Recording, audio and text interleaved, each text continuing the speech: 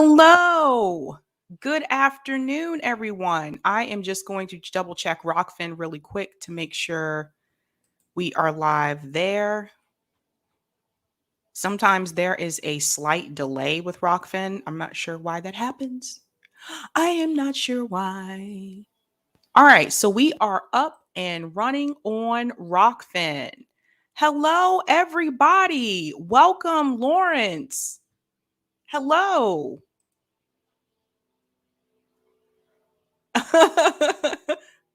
Quaker Socialist, woohoo! Starting fresh and deleting before we start. We're hitting the tarmac hard, folks, and coming in low. Yes, absolutely. We already had some trolls before I started the stream, but what can you do? Hello, Malik. Always a pleasure to see you.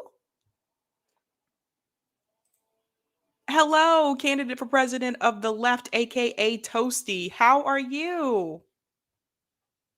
I love the Homer Simpson picture. Hey, Andrew, how's it going? What's going on, Eric Gray? How are you doing? All right, we got someone from San Diego. Welcome, Osito. Hello, Valerie. Always a pleasure. All right, all right.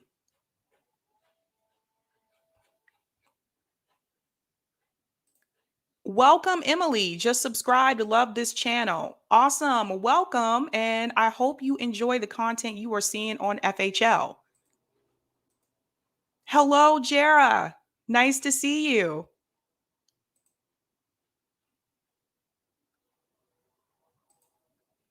All right. Welcome, Nadia. Good to see you on. It is great to see you here.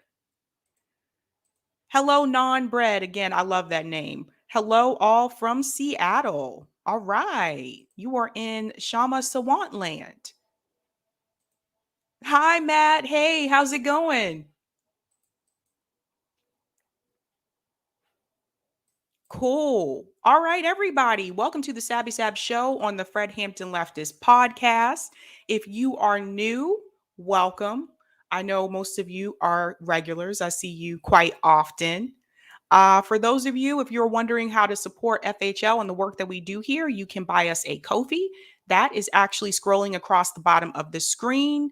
It is ko-fi/FHL network. We have moved away from Patreon because Patreon charges fees and Ko-fi does not. Ko-fi is going to be the new big thing. Candidate for president says, since we're talking about the racial wealth gap, I'm going to bring up several times the Jacobin video with Walter Ben Michaels and Adolph Reed. Got pretty triggered by that. Yes, I've heard about that video. I haven't had a chance to watch it yet, but thank you for bringing that up. All right, cool. So we're going to talk about the racial wealth gap in this country. And this is not a subject that is a comfortable one. And you may see some things today that may make you just want to scream. That's just the reality of it. But hopefully you will learn something from this episode today. So I want to start off by saying that how did I get into this? A couple years ago. Oh, you are welcome. You're so welcome. All right. So a couple years ago, for those of you who don't know, I live in Boston, in the Boston area in Massachusetts. And a couple years back, the Boston Globe did a study in Boston about the effects of racism. And this was particular to Boston. So not nationally, just Boston in particular.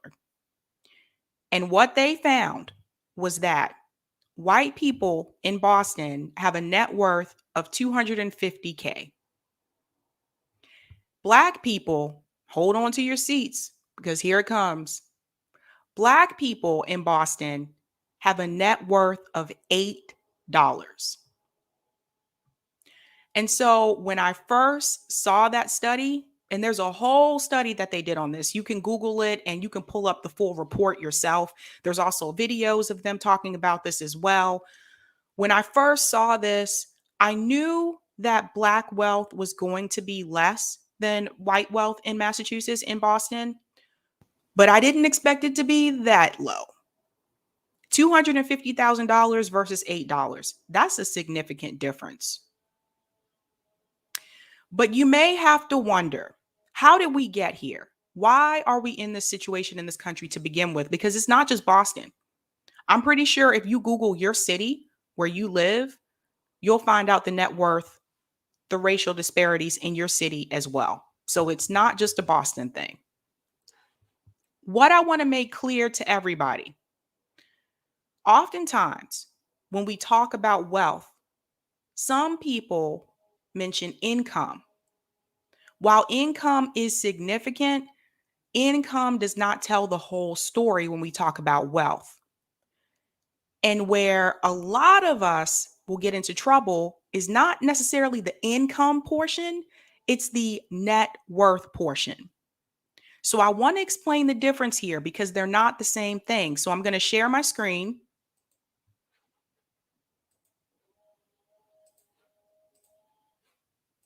And I want you guys to see this. What is net worth? This is important. Net worth is the value of the assets a person or corporation owns, minus, and here comes the big doozy, minus the liabilities they owe. Now, why is that important? That is important because you can have a large income, but if you have a lot of debt, your net worth is not going to be high. And a lot of people don't talk about that. And this is where some of us that have student loans, this is where we get into trouble. Because you can graduate from college and let's say you have a job where you're making about $85,000 a year.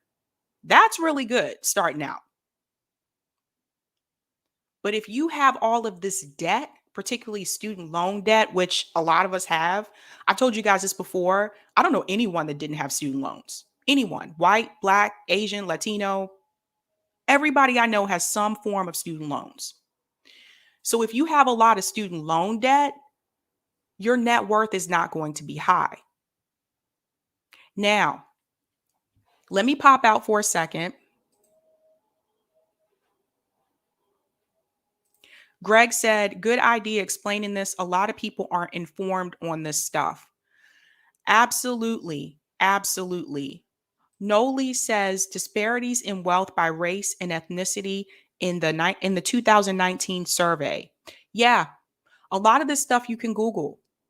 I'm going to show you a couple videos today, and one of them in particular I know is going to hit pretty hard because I've showed this video before, but some of you were not subscribed to FHL at that time. That was a different episode I did where I talked about the Juneteenth holiday and how it's just performative work by the Dems and it doesn't really change Black people's status in this country.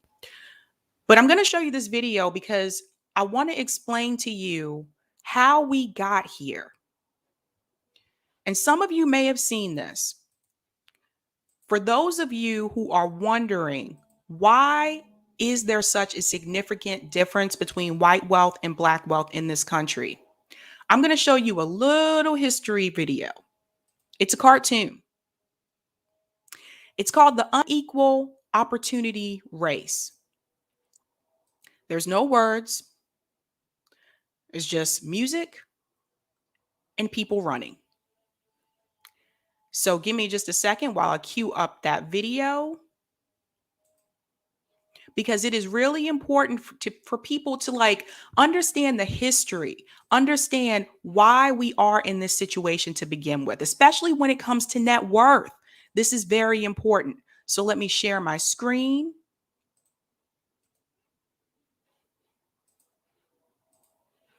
The unequal opportunity race. Make this a little bit bigger for you guys.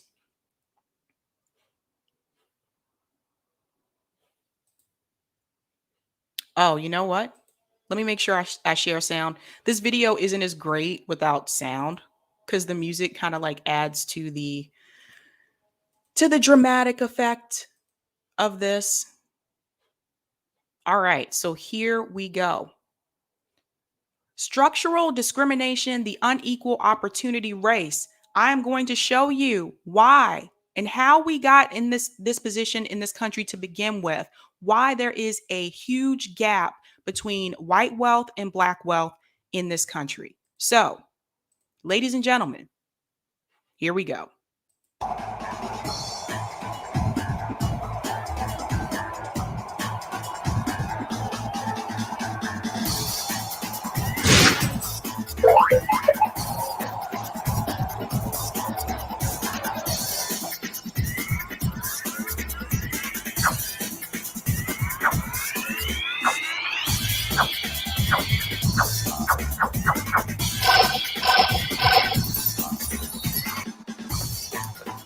So the clock that's moving in the background right here, those are the years going by. So now you'll see it's 1632. So here we go.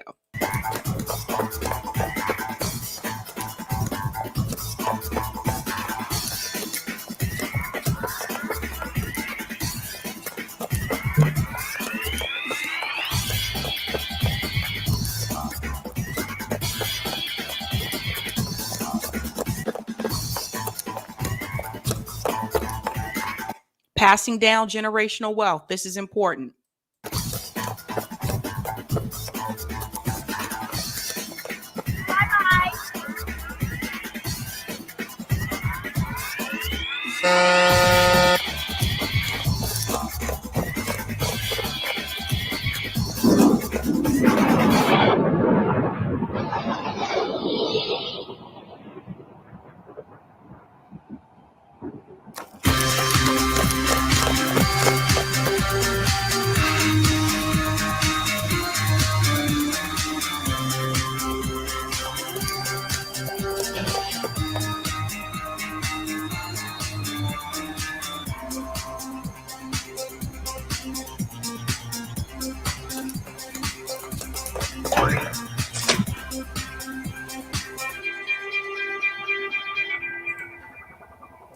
Just going to pause here for a minute because standardized tests is a big one. I work in education and I can tell you standardized tests are inherently racist. And a lot of people don't realize that.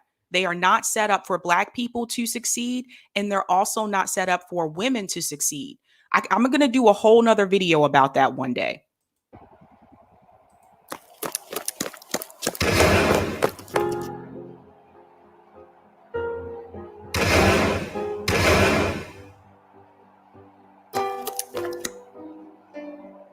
School to prison pipeline.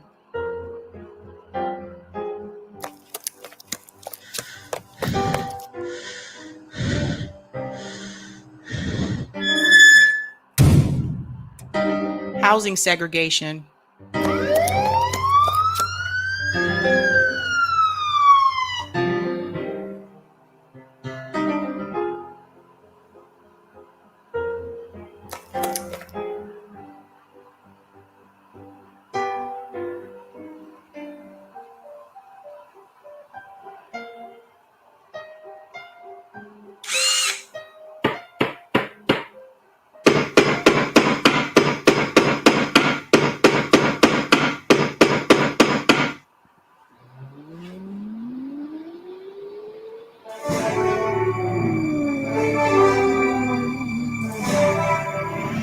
Privilege. Now, this is a big one because a lot of times people think that privilege means money. Privilege doesn't mean money. And so you can see here that this is when people say that white people have privilege, we're not saying that you're rich. This just means that you have things, you have opportunities that were given to you that other people do not automatically get. So this is another reason why I wanted to show this cartoon.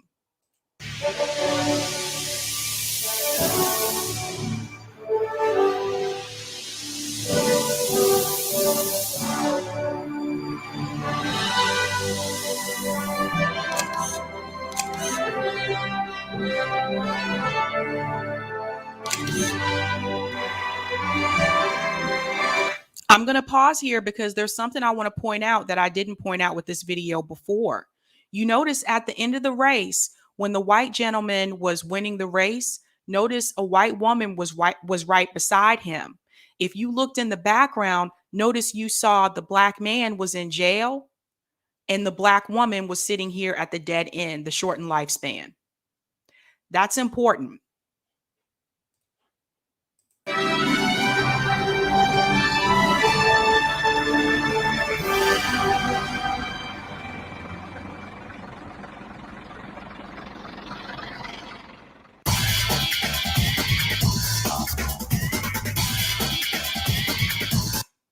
All right, I am going to stop there. I'll be sure to put the link to that video in the chat too, if you guys want to see that or want to find it and share that with other people. But that's how we got here. The first time I saw that video, I had to take a deep breath. I've seen it a couple times now because I've shown this video in presentations. And for me, it really hit home.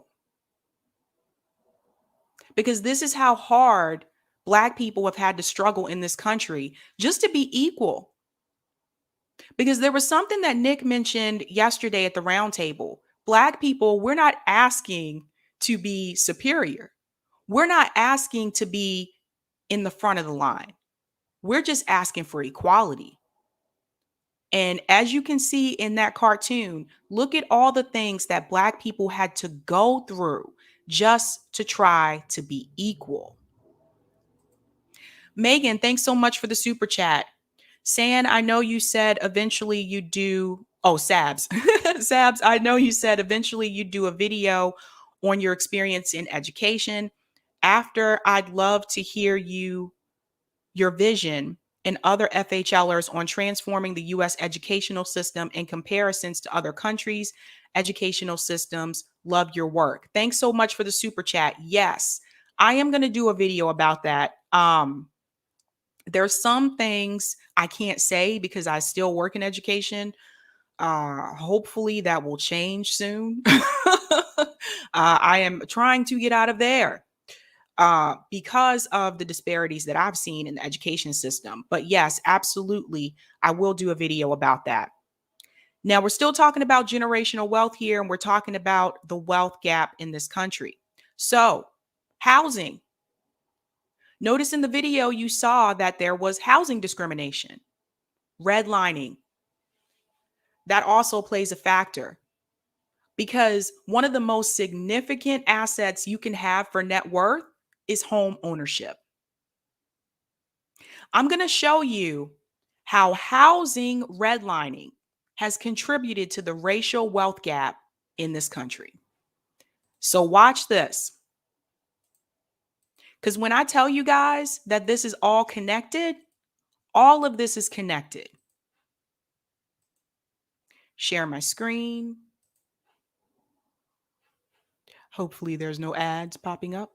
All right, here we go. How housing redlining contributed to the racial wealth gap and segregation. Racial segregation in the U.S. is not in our past. It's our present. There's a crazy wealth gap between white and Black Americans that's tied to home ownership. White Americans hold 7 times the wealth of Black Americans, the same ratio as in the Civil Rights era. And even though Black people make up nearly 13% of the U.S. population, they hold less than 3% of the nation's wealth. Now you have to understand that owning property is the major way American families build wealth. But when state-mandated discrimination stops Black people from owning their homes, the growth of their wealth gets halted too. Okay, you have to go way back to see how this happened. When the Great Depression hit, the federal government created public housing to help American families for the first time. They mostly made public housing projects for white people, but there were some made for Black folks too. By the mid-1930s, the government was offering subsidized mortgages at a fraction of the price for white families, so they could move into brand new houses in the suburbs. Black people were specifically prohibited from these deals. They instead had to stay in public housing, often paying more for their rent than white families paid in mortgage. On top of that, the practice of redlining grew across the nation. The HOLC created city. And I just want to add in here really quickly that when Black people were forced to stay in public housing, that also meant that their kids were going to lower income and under-resourced schools because the public schools are funded by property taxes. Just something to keep in mind.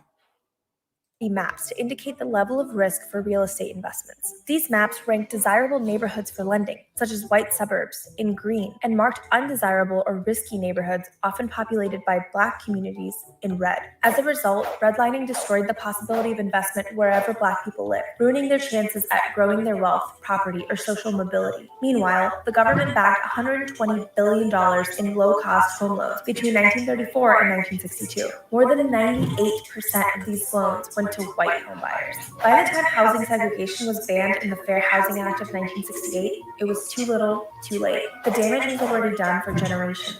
The inequity of homeownership had launched a domino effect that made it far too difficult for Black families to try and purchase homes in similar suburbs. These neighborhoods had quadrupled in value over time, leaving Black Americans far behind. Today, 73% of white households are homeowners, while the percentage for Black households is only 45%. Even worse, Black people who reached homeownership sometimes faced violence as a result, at the hands of white Americans and police. Racially segregated neighborhoods have a grave impact on many realms of American life. Where you live can determine what kind of education is available for your children, how much wealth you can have, your relationship with law enforcement, and even your own family's health. The biggest takeaway from all of this? Racial segregation and the wealth gap in the U.S. is not just due to personal prejudice or private actions.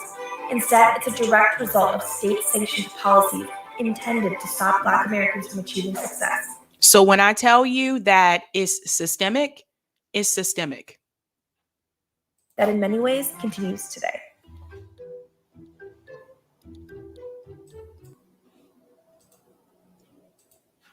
This is really important for people to know and for people to see. Because I've said this before, home ownership is very important. That is one of the largest assets that you can have for net worth, home ownership. And redlining has prevented Black people from being able to obtain that. Even today in 2021, there are some neighborhoods. I've already gone through the home buying, process. It was a hot mess. I don't want to go through that again. But there are certain neighborhoods here. If you talk to Black people in the Boston area, their experience working with realtors in this area, you'd might be shocked to hear neighborhoods where realtors would avoid taking them, not taking them to white neighborhoods, even if they requested it. Now, I got lucky. I didn't have that type of realtor. I was a part of the first time home buyer program, which was also a doozy, and I don't want to go through that again. It was not an easy process, but I'm here to tell you, I didn't have that issue, but I got lucky because other Black people that I've talked to here have had that issue where realtors would only take them to Black neighborhoods, even if they requested neighborhoods that were predominantly white. And you may wonder, why were they requesting those neighborhoods? Because they wanted their kids to go to the best schools. All of it's connected. Housing, public education system, wealth, your job. And some of you may wonder, in reference to home ownership, would things have been different if General Sherman fulfilled his promise? Could have been very different. Because part of the reason why Black people in this country, why we are not at the same level with white people with home ownership, is because we did not have that generational wealth to pass down. After slavery, Black people were promised 40 acres and a mule. Now, I don't know about no mule, but back then, that was probably significant. But I do know about 40 acres because land matters, especially back then. That never happened. That promise was never fulfilled. So what essentially happened after that, Black people struggled, constantly struggled. And there were some communities in this country. They're called Black Wall Streets. A lot of people know about the one in Tulsa, but that wasn't the only one. There was actually one in Durham, North Carolina. Different pockets of Black Wall Streets in this country, where Black people actually came together, started their own neighborhoods, their own communities, essentially the same thing that you see right now if you were to go to Midwood in Brooklyn. I lived in Midwood years ago. It's a Jewish neighborhood. Everything in that neighborhood was Jewish owned. Everything. Except for there was one pizza place called DeFara's Pizza. You can look it up. They have the best pizza in New York, in my opinion. That was owned by Mr. DeFara. Mr. DeFara was from Italy. That was the only place in that neighborhood. So at one point in time in this country, Black people had that too. There were Black communities where the Black dollar constantly turned in the community. Black people were doing pretty well in those communities. And some of you may wonder what happened. They were burned down by white people. In fact, every time in this country where Black people tried to have their own communities, their own businesses in their neighborhoods, it was either burned to the ground or jobs were outsourced. Detroit, Michigan, another place where at one point in time in this country, Black people were actually doing really well because of the automotive industry. What happened to Ford? They decided that it would be better for them to have their parts made overseas. It would be cheaper for the company. And with that, you have outsourcing, people lose jobs, and eventually, time over time, plants close. Now you have a city that has a lot of poverty. But once upon a time, and I talked to my grandma about this, once upon a time, Detroit was not that way. I'm going to go to some of the comments in the chat.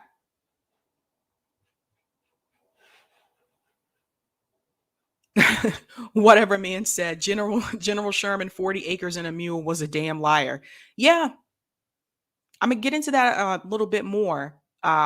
Peter, I live in Madison, Wisconsin, where we are number one in the nation with inequities in net worth and incarceration. They have had a commission for years to try and address this, and things have only gotten worse. There you go. It's all across the country. And I'm glad that you brought that up, Peter, because Madison, Wisconsin has an excellent university called the University of Wisconsin, which is great for research and science. That's a really good school. And in that same community with that amazing university, there are still inequities. That's not uncommon either. If you go to Duke in Durham, North Carolina, the area around Duke is actually not that great of an area.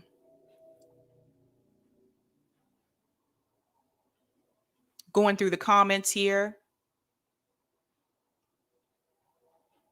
Yes, Noli, there were many in reference to Black Wall Streets. Bronzeville in Chicago, Haiti in Durham, North Carolina, Sweet Auburn in Atlanta, West 9th Street in Little Rock, Arkansas. And this is important for people to know. And you have to ask yourself, why didn't they teach us this in school? I heard about Black Wall Street. I heard about the Tulsa one from my grandmother. And I thought that too back then. Why aren't they teaching us about this in school? Why don't they want us to know that at one point in time in this country, Black people actually had wealth and actually were practicing cooperative economics? Where all the stores were Black owned in the communities? Why don't they want you to know that? They can talk about everything else.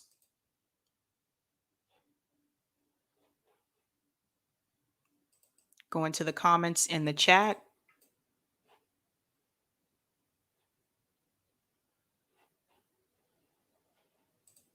Noli said, my grandpa told us. See, we had to find out from our grandparents.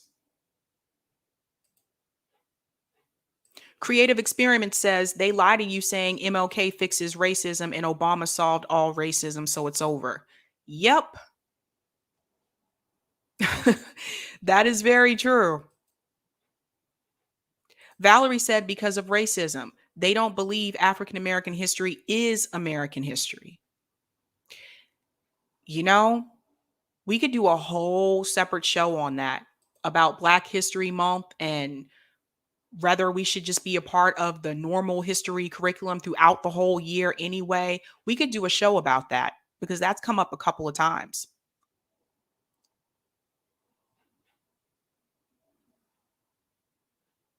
Malik, do you think they would bomb a new one if it sprouted today? So that's a good question. I actually was talking to Lee Camp about this a while back. I interviewed him on my channel on Sabby Sabs, and we were talking about Tulsa, and we were talking about, the possibility of this being able to happen again. And it would be very difficult to do it today. And the reason being is because capitalism. See, now everything is so much more expensive now. You would have to get someone as an investor to invest in the land, the buildings, the community. We would need an investor. Or we could do what Taye Uhuru suggested, which was, what if everybody just donated $10, put all of our money together, bought land, build houses, create our own businesses? That could work. You'd have to get everyone to buy into it. That would be the difficult part, I think, for a lot of people. And then we'd have to hope that someone wouldn't come along again and burn it down. That's the reality that we're in this country.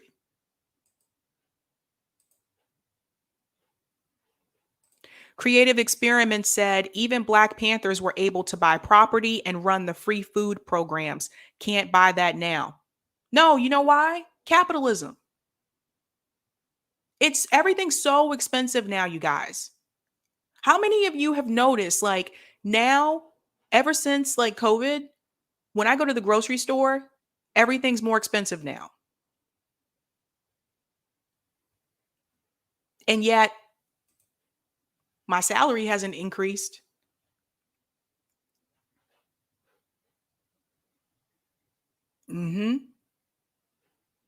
Quaker Socialist says, I'm ready to do this year. Massachusetts, let's do it.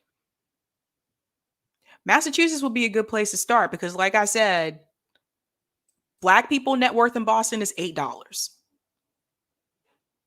And if you think about the definition of net worth when we're talking about assets and things that you own, that actually makes a lot of sense because not many people own property in Boston, both Black and white. Just keeping it real. It is very expensive. You want to buy like a triple decker in Boston, you're looking at like $1 million. And that doesn't necessarily mean it's in an expensive neighborhood. Just any neighborhood, you're looking at like $1 million, which is insane, right? So that's part of the problem. But when you don't have that generational wealth to pass down, you're basically starting from zero. Think about that. I can tell you from my experience, my dad was in the military. The military is what got him out of Baltimore. That's how he got out of Baltimore. So I started school in Germany. There are a lot of benefits that come from the military. Would I ever join the military? No, I never wanted to. I'm very much against military industrial complex because of the things that I've seen. So I was able to have different experiences. And that helped. Now, that being said, did I grow up in a wealthy family? No, we were middle class, like a lot of people I know. But even middle class in this country, even middle class is struggling. Does anybody see the problem here? Even the middle class population in this country is struggling. Not just lower income, middle income too. And the people doing significantly well are those who are wealthy. Go into some of the comments in the chat. But anyway, to my point, my parents didn't have generational wealth to pass down to me. They just didn't. My parents didn't go to college. I was the first one in my family to go to college. I was also the first one to have student debt, student loan debt. So even though I graduated from college and I was like, yay, I have this degree, when I started working my career, I was starting from zero. I was starting like, again, there was no wealth to pass down. So I was starting from the bottom. Go into some of the comments in the chat. Quaker Socialist, I think Massachusetts is hardcore neo-lib and will aggressively protect capitalism. And you got that too. We're not as left here as you would think. We've passed progressive policies here, but especially if you go out into some of the wealthy areas, those are Biden areas. They're not really feeling Bernie. Derek said, with the college debt starting from below zero with no way to declare bankruptcy. It's true. And we can all thank Joe Biden for that one, because he was the one that put that clause in for the bankruptcy bill, not for student loans, he said. Which isn't surprising to me because I've told you guys this before. Sallie Mae, one of the largest predators for student loan debt, has a PAC where they donate to Republicans and Democrats in the Congress and in the Senate. And I honestly believe that's part of the reason why they're not trying to cancel student loan debt. They're working for Sallie Mae. They're not working for us. That's the person that we have in office. These are the politicians that we put in office. It's absolutely terrible. Greg said, Quaker agreed there are some super left pockets, but by and large, the state loves corporate Dems. What can I say? It's the truth.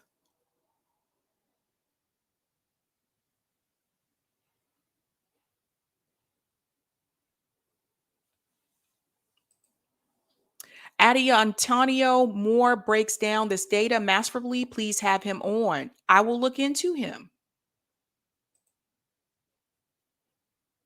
Yeah. So I don't like to just talk about the problems. I also like to talk about possible solutions.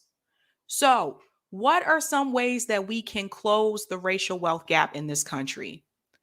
I have two suggestions. First one, not going to be that favorable from people because even some people on the left are against this. I'll get into that in a second. The second one, I think a lot of people are in favor of, and that heavily relies on the corporations. So the first one, the first solution, the fastest way that we can close the racial wealth gap in this country is through reparations. And even some people on the left, some white people on the left are against reparations. They have said they're against it. One of the excuses that they give is, how are you going to do it? How are you going to do it? How are you going to decide who gets what and who da-da-da? And I would like to remind you, something that Marianne Williamson said when I interviewed her. I did a whole segment with her about reparations. because Marianne Williamson actually has an extensive reparations plan. And you know what her response was? She said, when I decided to put this plan together, I sought out Black leaders and Black officials. I sat down with ADOS, American Descendants of Slavery. I talked to different Black organizations and I asked them how they believe it should be spent and how it should be done. Because I feel that it is not for white people to decide how this happens. That came from Marianne Williamson. If you go onto my channel, Sabby Sabs, you have to go back a little bit because that was when my podcast was just starting. And you can watch that interview. She really breaks it down how this should be done. And I agree with her on that. But it is really interesting to me that we have people on the left saying, well, no, we shouldn't do it because how are you going to decide who gets it? We have white leftists saying that, which is funny because it's not going to them anyway. So why the hell do they care?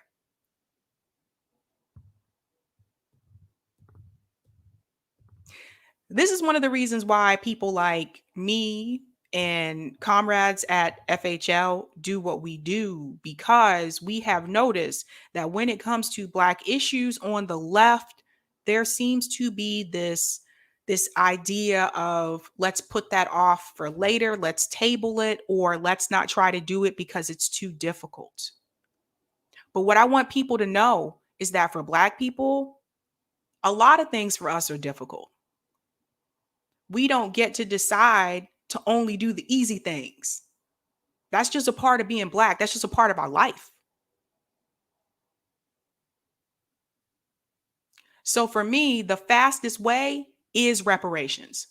Now, some people say, should that just be a check? Or should it be a check? This is my personal belief. I think it should be a check, but I think there should be more added to it. Because if you just give Black people a check, that does not fix the other inequities that we have in the Black community. That doesn't fix the public education system.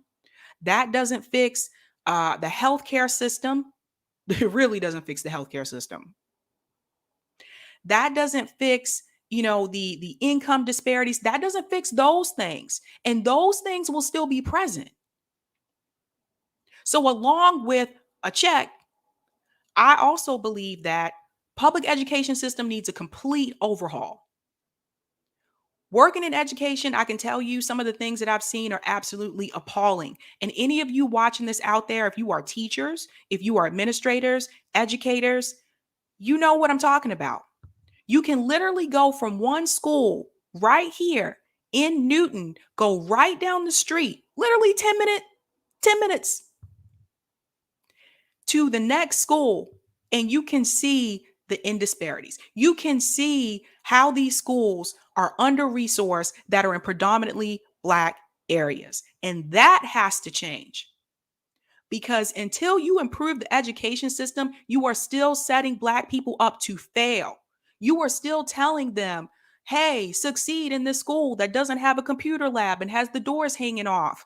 Oh, and the textbooks are messed up. Oh, and there's police officers inside your school and you got to walk through a metal detector. But through all that, we want you to exceed and we want you to excel. And if you do well, you'll get to go to a school like Harvard, which is very rare. Stop telling Black people that mess. Fix the system. We shouldn't have to overcome all of those things just to be equal. So the public education system needs a complete overhaul. You need to. The cities, the states, they need to fund these schools in Black neighborhoods instead of putting Black kids on a bus and busing them to Newton. Because yes, busing is still a thing here in Boston. 2021, a lot of people don't know this. It is still a thing here. There is a lottery system that you can enter. And if you win, your child gets to pick, I think it's like 3 schools that they can go to. They get one of those schools. not in their neighborhood, not with their community. It's not with their friends. Some of these kids are getting on buses and they're going down a highway to go to the white school that has everything. And then they put them on a bus and send them right back home to Roxbury, where they have to see their friend or their brother or their sister get roughed up by a cop or get shot. Fix the damn schools. So that needs to be a part of it. Second thing, healthcare system. Everybody needs to have healthcare. Everybody. When people say, why are you still pushing Medicare for all? Because we have so many people in this country that either are not insured or they are underinsured. And that heavily affects the Black community. So, what good is you only have a check if you don't have your health? Check. Public education system, healthcare system. Those things have to be fixed. Now, let's get into the employment side, and this is going to lead me to my second point. There are income disparities as well. And a lot of that comes from the hiring process. And I've seen it happen over the years. We need to make sure these companies, these corporations, when they are hiring people, we need to make sure, and this needs to be enforced, they need to offer Black people the same salary that they are offering white people that come in and interview for that job with the same years of experience. And it doesn't happen. And I've seen it time and time again. And I've seen it in education as well, because I've seen some of these schools, some of these universities, and some of these corporations, they will sit up there and they will offer a white man like $80,000 who has the same level of experience as the Black woman that came in and interviewed for that job as well, and they'll offer her $55,000. That is BS. It needs to change and it needs to stop. No reason why that should be happening. We need to fix that. The pay gap, that has to change. So those are my two things. Reparations, fastest way is going to be reparations, which includes a check, fixing the public schools in Black and brown communities, and 3, the healthcare system. You have to give healthcare to everybody. Everybody has to have it. Those things need to change.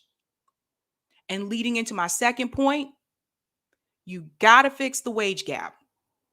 Got to fix it, man. Because some of these companies and some of these universities that I've worked at, they have these racist policies, these racist hiring policies where I've seen them do it. They will give you less and offer you less simply because you are Black. And if you are a Black woman, they'll offer you even less, if you know what I mean. And I heavily encourage all of you to negotiate salary. That is something that men actually do more often than women. I found that out. I went to this workshop talking about how to negotiate salary. This was a while back. And I learned that men are more likely to negotiate a salary offer than women. So if you have that data, how often do you think that Black women are going to negotiate salary? And even then, when we do negotiate salary, oftentimes we're told that's the highest they can go. Sorry, they can't do more than that. I talk to people, you guys. People talk. This is why sometimes supervisors, they don't want you to talk to your colleagues and tell them how much you make. Because once people start getting together and they talk about how much they make, you start to realize, wait a minute, why are all the men being paid more than the women? And sometimes they'll have less experience than the women. Sometimes they'll have less experience than the Black person. And they give them more simply because they're a man, or they give them more simply because they're white. So you have to change that. Do those two things, and you can close the racial wealth gap in this country. There's one that I didn't mention, but I think a lot of us have experience with this, and that's student loans. And if you just cancel student loan debt, that could also help close the racial wealth gap.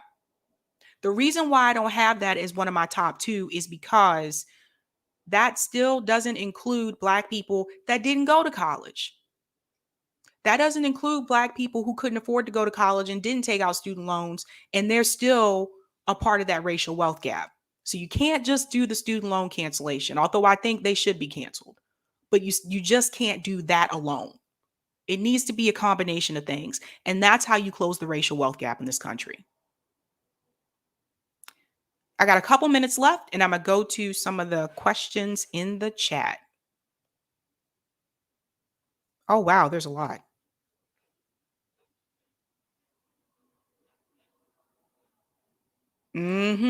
Radical leftist agenda. It sucks because later on I found out people make so much more. What I tell you, man, that's why they don't want you to tell. Don't tell your coworkers how much you make. That's why they don't want you to have that conversation. Noli, well done. Run for Congress, Sabrina. Oh my gosh. Noli, they would not want me there. They would not. I would be isolated. Seriously, because I have no problem saying how I feel. They would isolate me big time. I'd be sitting at the lunch table by myself. Cafeteria socials.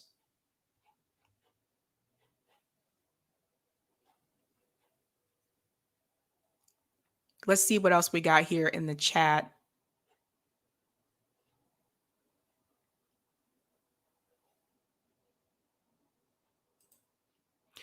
Candidate for president said, trust me, giving everyone free access to college will not significantly make more people of color doctors. There are other barriers to entry: transportation, childcare, treatment in universities, etc.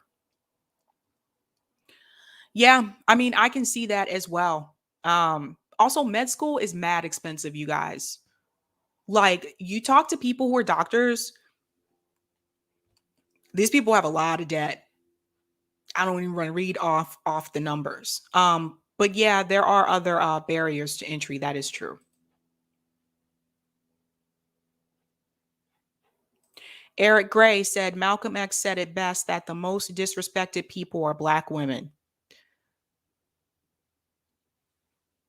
Very true. We're often underappreciated. We're often scrutinized more. We're often ignored more. And when it comes time for promotions and when it comes time for leadership positions, we are usually overlooked. That is not uncommon. Unless we're just put into that position as a diversity hire and they want to show that they have diversity, but then we're not allowed to make any decisions.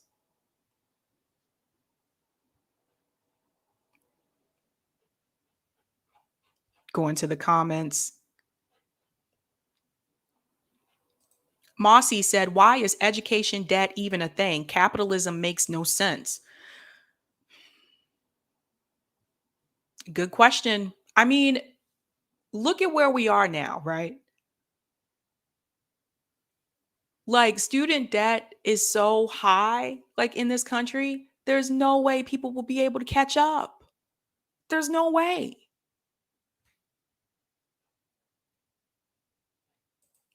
Punch up, left, right. It's a class war. Wake up. Does Barack Obama get reparation? Oprah Winfrey, I'm for reparations, but it has to be by DNA, family, ancestry, suing the wealthy ancestors of plantation owner. I'm not sure what you mean by Oprah. Barack Obama, I mean, he has his father is Black. It's like, there is a whole breakdown. I should have shown that to you guys. I don't have as much time. Marianne Williamson has a whole breakdown of this from Black leaders as to how this should be done.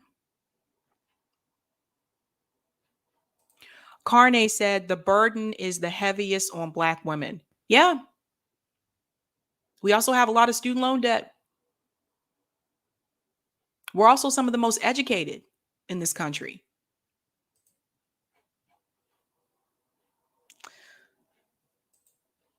Oprah is a billionaire. Yes, but that's not what reparations is about. Reparations is a debt that is owed to Black people in this country. It doesn't matter that Oprah is a billionaire. I want to make that very clear here because I did see somewhere on Twitter where Vosh was saying reparations should be based on class, not race. Vosh obviously does not understand that reparations is a debt that is already owed. This isn't something that is a new creation. This is based on General Sherman's promise that never freaking happened. So the money and these things that were supposed to happen, it is owed to Black people.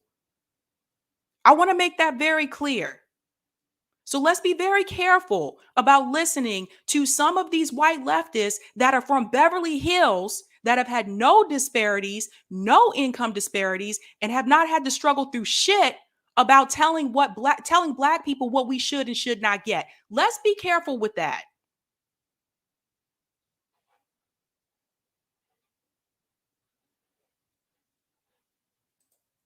Quaker Socialist said, why is Vosh having an opinion anyways?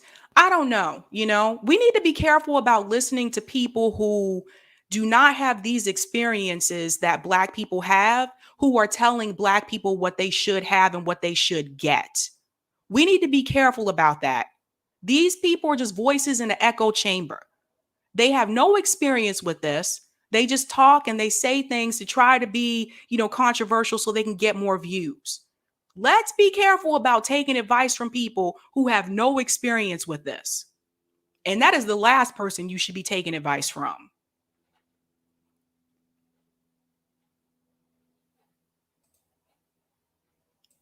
Soccer player said, even then, Black billionaires aren't common, LOL. Exactly. Like, hello.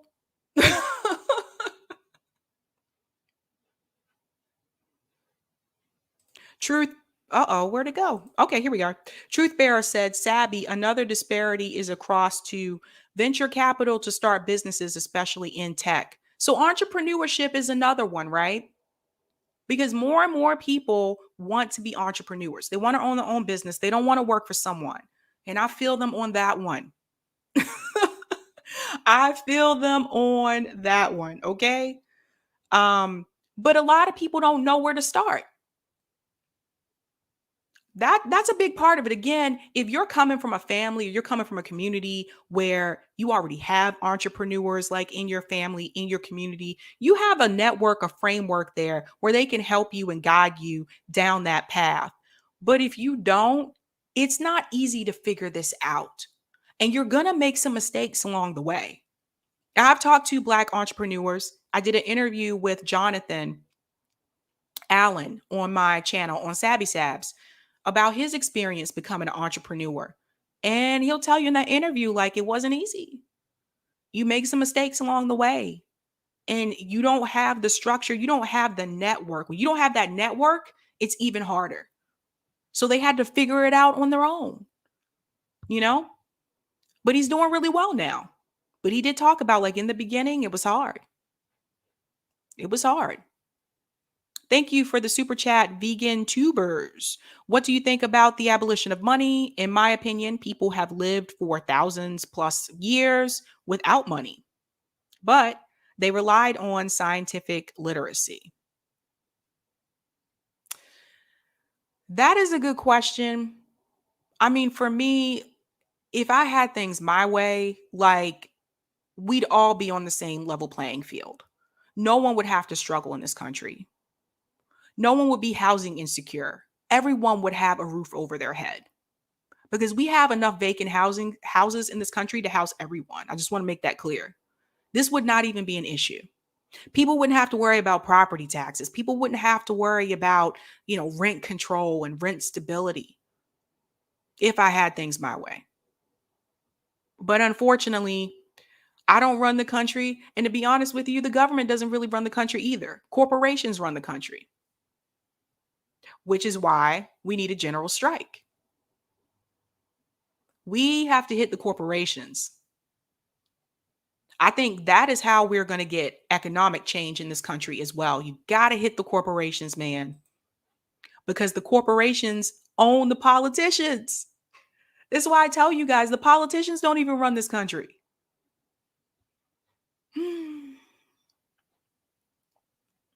I'm at my time, you guys. Radical leftist agenda said Bezos runs this. There you go. There you go. They own the media too. They own the media too. Oh no, Lee, I know you can't go. I do though. I have to go. I have to figure out my dinner situation. Plus RJ is gonna come on at 6. And then I have to do my live stream on my channel tonight at 7 o'clock. Valerie, good point. I wish we had enough time to mutual aid build up all service people to be able to strike. I wish we would have started that mutual aid last year so that when this October general strike happens this year, we'll be like, all set and ready to go. Listen, I'm all for general strike. I'm just concerned that we don't have enough mutual aid for that October general strike to happen on time.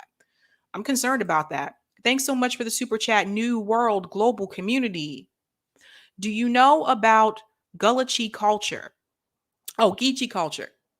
I think they would be so much help. Are you talking about the community in South Carolina? Because I know there's a community there. But I have to look into that. I want to make sure I'm referencing the right thing. Are you guys glad it's Friday? Because I'm like, what? What?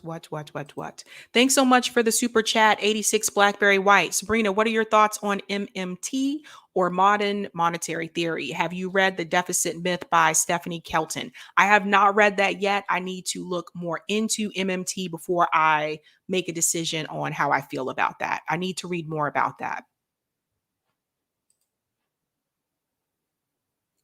Megan, wait, Vosh is from Beverly Hills. Girl, yeah. I'm not listening to people who, I this dude is irrelevant to me, man. That's why when he makes these ignorant statements, I'm just like, just ignore him. All right. It is Friday. I want to shout this out before I go. Find your nearest mutual aid group at www.mutualaidhub.org. Quaker Socialist, thank you so much for putting that in the chat. Guys, there are so many mutual aid services. I didn't even realize how many we had here. I knew of some, but if you go to that website, you'd be surprised how many are in your area. So thanks so much for that. All right, Sabby got to go. But thanks so much for joining me today, guys. I really should have made this like a 2-part segment because we can go so much further into the racial wealth gap in this country. But thanks so much. Yeah, Valerie, I'll see you tonight at 7 o'clock. You guys can join me at 7 on my Sabby Sabs channel. We are going to talk about why Nina Turner lost in Ohio. With Misty, who is from Facts on the Ground. She actually lives in Ohio, and she's going to give her perspective about Ohio politics. So it was really important for me that I had someone on who lives there so they can give a little bit more, deeper analysis. I think that that's important. And also, Meg from Fred Hampton Leftists will also be on my show with a special announcement about FHL. So until then, I will see you guys later and have a wonderful, wonderful weekend. Peace out.